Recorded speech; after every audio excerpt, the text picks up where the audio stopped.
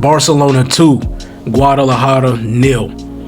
And for people who've been watching the Copa del Rey for many years, we understand that round of 32 game is never easy. A big team like Barcelona coming in town against a third tier, fourth tier level team, this is their final. The players is going to be up for it. They're going to be in a low block. It's in a small stadium. The fans is right on top of you. More than likely not going to have any VAR. The pitch is not going to be at the standard that maybe Barcelona plays in, week out. All these variables we know about makes it automatically a harder game than maybe going to Real Betis or something like that. It's crazy, right? Because the talent between a club like Real Betis, and I'm just using them as an example, in Guadalajara is night and day, right? But the occasion makes it a lot more challenging, understanding that there will not be a bigger opponent than Barcelona going to Guadalajara's pitch. They know that, the players know that. So with their fans being up for it and the players understanding this moment, they were going to put in all of their effort. Now, over 90 minutes, you expect the quality to start to rise to the top, and that should be enough to separate the two. But credit to Guadalajara for the first 70, 75 minutes. They were doing enough just to keep them in the game, and that's all their fans can ask for from their players. But I was calm.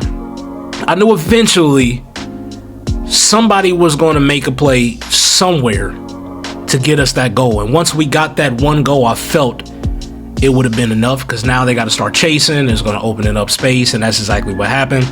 We got our second goal, and we move. Game over. Game done. See you next time, Guadalajara. Maybe never. I don't know. I think this was our first time we ever played against them, but probably would never see them again. And yeah, man, we did enough what we had to do to advance. And so shout out to the players, shout out to the coaches for doing what they had to do. And we move. But let's get started in a particular area that I want to talk about, and that's this starting 11 that Hansi Flick decided to go with. And I had a few problems with a few of these starters. But in goal, he had Ter Stegen. He had Joffrey Torrents at left back, Christensen, Eric Garcia, Marc Casado at right back, Marc Bernal, De Jong, Fermi Lopez, Lamine Yamal at the 10, Rooney at right wing, and then you got Rashford up front. So before I even get into the performances, I immediately questioned two things when I saw this lineup. One, Ter Stegen is starting.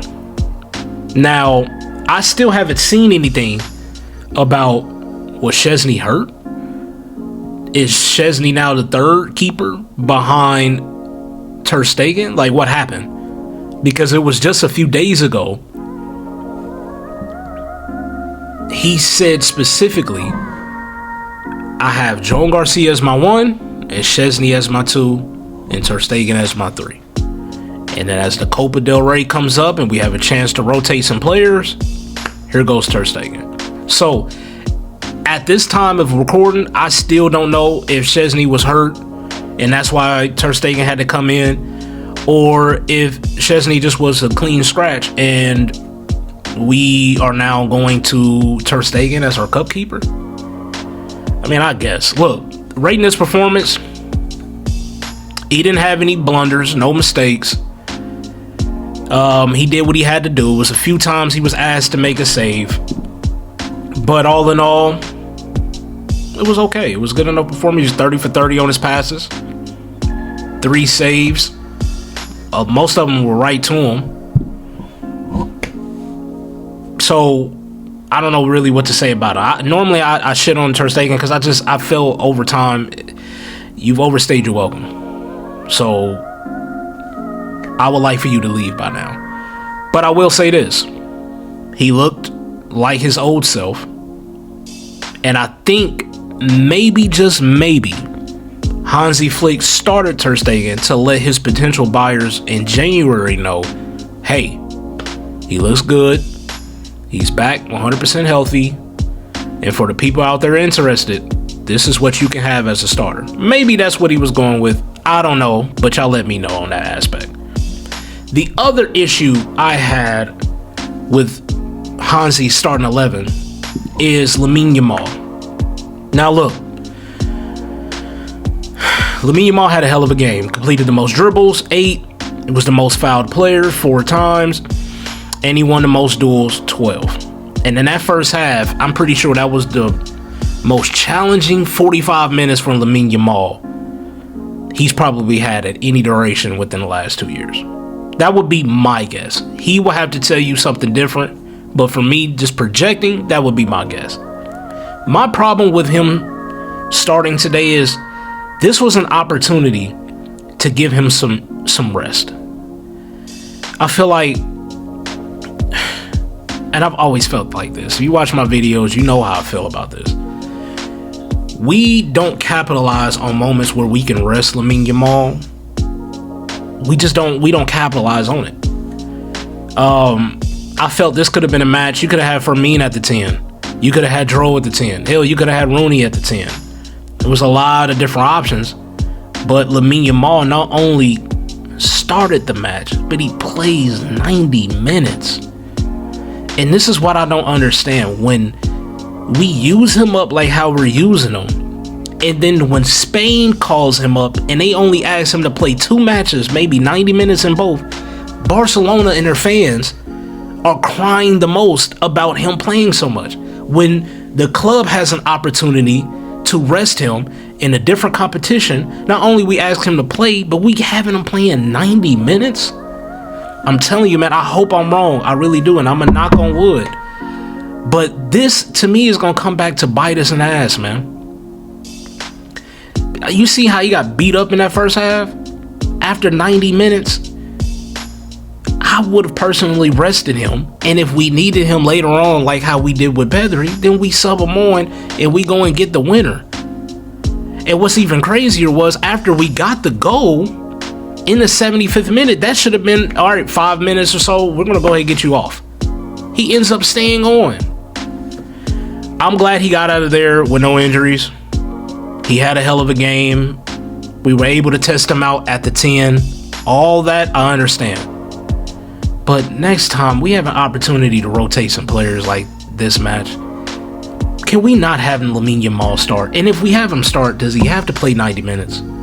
That's all I'm going to say regarding that. Other than that, hell of a game from Lamine Yamal. You did what you had to do. You was trying your ass off. I can appreciate that. But damn, my bro needs some rest. But I digress. I'm going to move on. Another player's performance I was happy to see him do well was Christensen. Man of the match. He got him a goal off a beautiful ball in from Frankie de Jong. I'm happy to see that he got a goal. And hopefully, just hopefully, this performance, though against I think they're in the 3rd division, Guadalajara, though it's against a 3rd-tier opponent, hopefully, Hansi Flick has seen in this performance, okay, I can trust Christensen a bit more. I can trust him a bit more to where I don't have to rely on Kubarsi to play 90 minutes every single game, or I can now rotate with Maldini, right? Other than that, I'm not sure why he don't play more. Every time he comes in, he looks poised. He looks calm on the ball. He makes all the right decisions. He puts out the danger. He's a solid, rock solid player. And for Barcelona to be struggling in a center back department, I've been shocked by how many minutes Andreas Christensen has been given over the last few months. I know he always got some type of injury going on here and there, but as of late, he's been healthy. So him not getting any minutes made no sense to me. But now, after this performance, again, I understand the type of opponent we're playing, but I'm hoping he showed just enough to maybe instead of coming on in the 85th minute, maybe he will come on in the 60th minute, 75th minute, somewhere where we're working towards getting more minutes. Maybe he will start a match. I don't know. But shout out to Christensen. He had a really good game. It was beyond the goal as well that, even if he didn't get the goal, I still felt he was our best player in the back four. But hopefully, as we move forward, we'll be able to see Christensen just a bit more. I would like that. Going on to another player I thought was solid and would like to see more of him as well as Mark Bernal. I felt Mark Bernal, I'm starting to see him get more comfortable back into the game flow. He's been out for a very long time with a serious injury. And now that he is back healthy, he just needed to get into the game flow. And the last match he played, I can't remember who he played against, where he actually I think he started that match. He didn't look the best, but you can just tell he was like a step or two slower than everybody else around him. So I'm just like, he just need to continue to work in training, and then when he get his opportunity, maybe in the Copa del Rey, which he ended up getting, maybe he will be able to show, all right, I'm starting to grow back into the player that had all the hype prior to the injury. And today he had a few key flicks, several ball recoveries, a couple blocks here and there, but he was doing everything that you're asking your six to do. And he did that. And I thought he had a very, very solid performance. He only played 45 minutes. So I'm hoping he didn't have any injury or anything like that, but I believe it was just really for the fact that he was on a yellow card and we were just really just trying to protect him. But I was pleased with Mark Bernal's performance. Marcus Rashford, I liked seeing him at the 9 today. He was making a run, something a bit different we don't see from Lewandowski. He was a bit active, wasn't pressing as much as you would see maybe from Ferran Torres, but he did just enough. Against the opponent that we played against today, I believe he did just enough.